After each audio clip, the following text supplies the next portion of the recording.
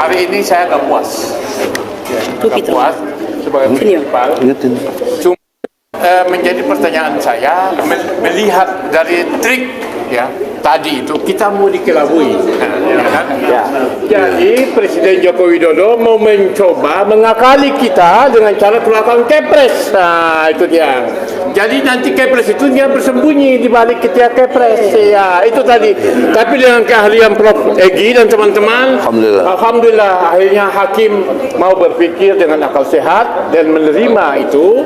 Bahkan juga membuka ruang untuk merevisi dari jabatan presiden menjadi pribadi Joko Widodo. Ya kan? Jadi sekali lagi ini kan sayang sekali.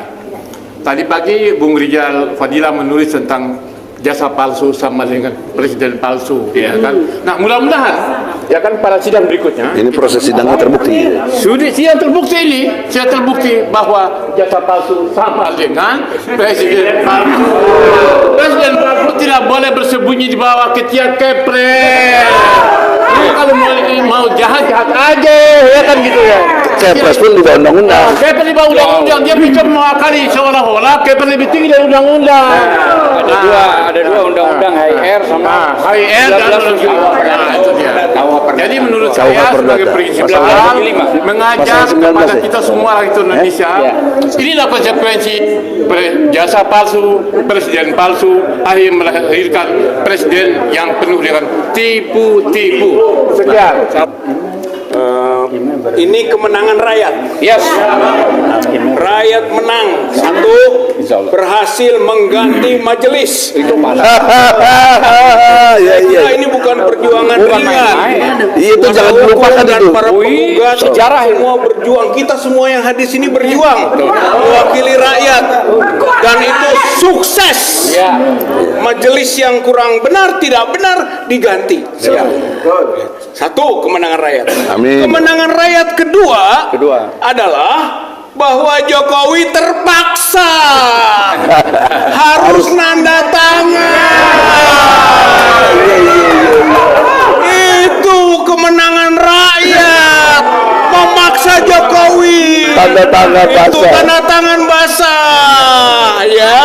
Yang ketiga, kemenangan rakyat di depan kita akan terbukti jasanya palsu.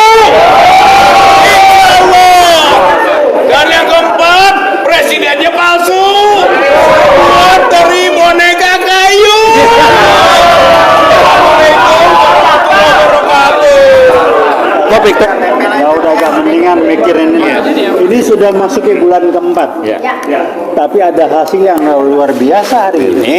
Hakim berani memutuskan mestinya seperti apa tuduhannya, gugatannya, dan wakil Jokowi harus seperti apa. Nunggu memasuki bulan keempat. Jadi strategi ngulur-ngulur waktu habis napas juga. Karena pengacara kita nggak mau main-main terus mundur. Tolong dipikir, nih hakimnya besok diganti pecat lagi yang mutus. Bakal dimarahin karena kesian hakim majelis yang pertama kenapa mundur, karena ngusir Jokowi perwakilannya nggak benar, dia mabok, yang ini ntar dimaki-maki lagi nih, atas saya dimaki-maki lagi, saya nelfon itu siapa yang mutusin begitu. Jadi tolong doakan hakim yang walaupun menunggu 4 bulan untuk membuktikan sekedar ngasih lihat ijazah gua susah amat sih. Tapi kalau memang ada ya susahnya apa. Tapi tolong paham, kalau bukan berbohong ya bukan dia kan. Karena bawaan bawinya memang berbohong. Ini menarik, nggak sepele. Kalau sampai ketahuan dan harus membuktikan dia berbohong, dua, dokter andasnya ijazahnya apa, insinyurnya ijazahnya apa, nggak usah ngomong yang SMA lah. Terus lagi daftar ke KPU sebagai capres, ijazahnya apa? Jadi KPU-nya kena juga. Karena anaknya sekarang pun sudah daftar nggak benar diterima oleh KPU. Jadi mari kita rame-rame walaupun 4 bulan bersyukur. Terima kasih buat tim pengacara khususnya rekan saya Prof. Egy ini lanjut dan Anda diminta adil terus. Terima kasih. Wassalamualaikum warahmatullahi wabarakatuh. Semangat untuk semua rakyat Indonesia, terutama untuk emak-emak yang hadir tetap konsisten dan selalu istiqomah ada di perjuangan ini. Di Jokowi palsu atau ijazah palsu tetap sama. Yang jelas kita bangga dengan lawyer yang para advokat yang ada di samping saya. Beliau berhasil menerobos masuk sampai ke titik keberhasilan saat ini. Bapak Jokowi, Anda harus menandatangani semuanya dengan tanda tangan basah. Kami tunggu di sidang berikutnya. Jika tidak bisa, Anda out, tumbang, dan Anda dideklarkan sebagai presiden palsu sedunia. Oke. Itu saja. Terima kasih untuk semuanya. Saudara-saudaraku sebangsa dan setanah air, pertama-tama mari kita menundukkan kepala, kita mengucapkan inna lillahi wa inna ilaihi raji'un. Telah berpulang ke rahmatullah salah satu bapak bangsa, ekonom ya, seorang legendaris, seorang begawan ekonomi yang hati dan jiwanya diperuntukkan untuk Indonesia tercinta hingga akhir hayat masih tetap garang menselepet atau apa? Selepet ya orang-orang yang di dalam pemerintahan itu sudah melanggar daripada sumpah dan janjinya sebagai pejabat negara. Oleh karena itu sebelum saya ngomong, mari kita sama-sama membacakan Al-Fatihah. A'udzubillahi minasyaitonirrajim. Bismillahirrahmanirrahim.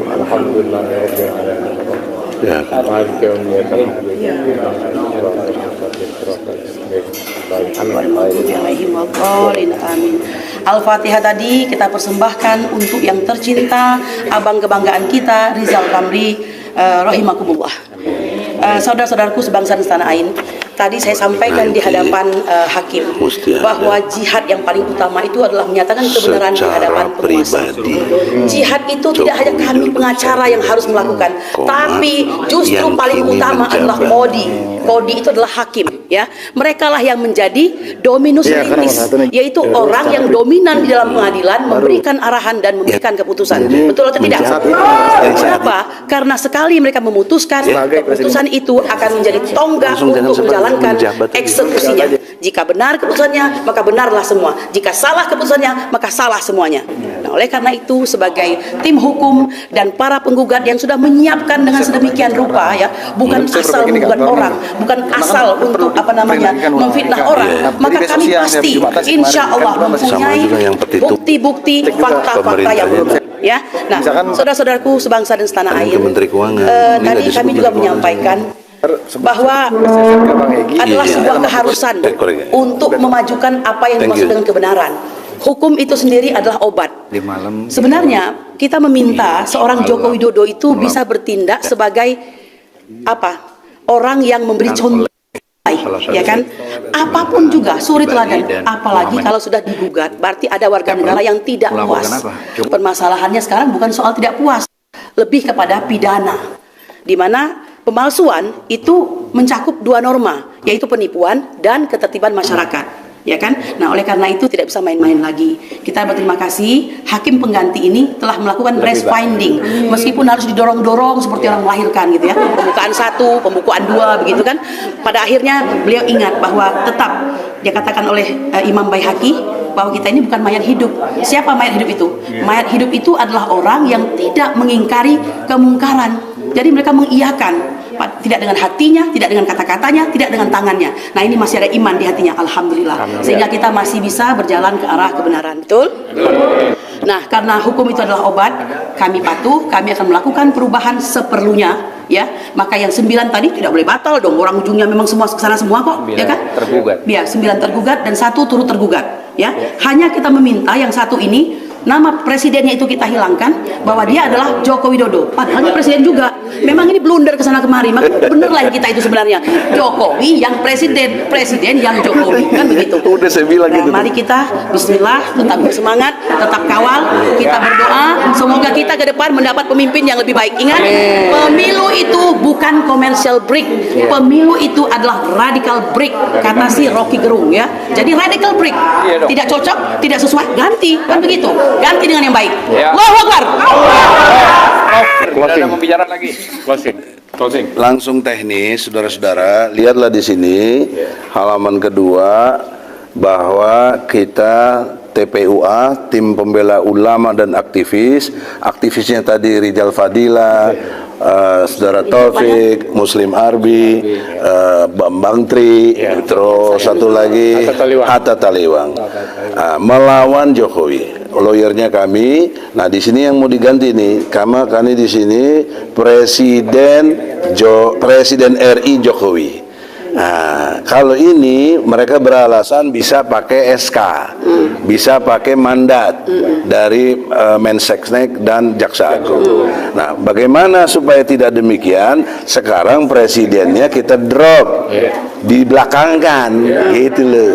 Secara pribadi, Saudara Joko Widodo yang kini menjabat presiden. Nah itu, jadi si pemberi kuasa Jokowi harus memberi kuasa tanda tangan basah kepada yang diwakilinya dari Jaksa Agung tadi. Nah, jadi nggak bisa lagi dia atas nama SK, nggak bisa, karena ini ada di, jangankan di HIR yang udah lama, di Undang-Undang Pokok Perdata 1793 pajak 1793. Nah, poinnya pasal 1793. apa poinnya? Oh, poinnya bahwa seseorang yang memberikan kuasa kepada pihak lainnya itu harus dalam bentuk surat kuasa yang asli ditandatangani. Sama aja sama HIR. HIR pasal 123. Nah, jadi saudara-saudara, perubahannya sudah mendasar, dan janji hakim tadi 3 hari dari setelah masuknya, kita akan masukin besok karena harus banyak yang dirubah sedikit dalam pengertian ini, karena juga kemarin juga ke petitumnya juga, karena kita menuntut pemerintah ini. Nah, di sini harus menuntut ke Jokowinya. Nah, di sini ada mahkamah, ada Menteri Keuangan. Kenapa? Karena Jokowi mengatasnamakan dirinya sebagai presiden. Jadi dia telah menyalahgunakan wewenang luar biasa. Maka implikasi hukumnya, utang luar negeri kita yang 9.000 triliun Jokowi sendiri bayar sama konglomerat yang dukung dia.